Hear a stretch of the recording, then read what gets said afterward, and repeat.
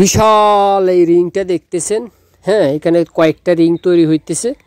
এটা হলো biogas plant বলা হয়। হ্যাঁ, এই বায়োগ্যাস প্ল্যান্ট কিন্তু যেই সেই মিস্ত্রিরা করতে পারে না, এরা অনেক দক্ষ মিস্ত্রি। এদের কাজে শুধু বায়োগ্যাস যেসব প্ল্যান্টগুলো এগুলো তৈরি করে দেওয়া। হ্যাঁ, তো এটা অনেক দক্ষ মিস্ত্রি কাজ। এই যে ইটের ঘাতনি গোল করে উঠানো, হ্যাঁ বেঁধে বেঁধে, এটা কিন্তু মানে সবাই এটাতে পারদর্শী না। আপনি যেই সেই রাজমিস্ত্রি দিয়ে এই কাজ করতে পারবেন না।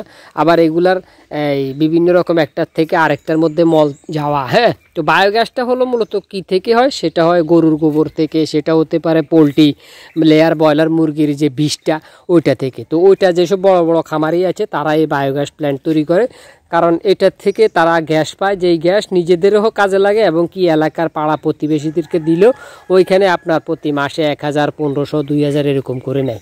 তো বায়োগ্যাস প্ল্যান্টের প্রথমে ইটের গাঁথনি দিল দেখলেন, ওইটার উপরে এখন আপনার এই রড বিছাইয়া আবার এটার উপরে ঢালাই দিবে। ঢালাই কমপ্লিট হওয়ার পরে এই যে দেখেন, এই হলো শেষ অবস্থা। খুবই সুন্দর লাগতেছে দেখতে।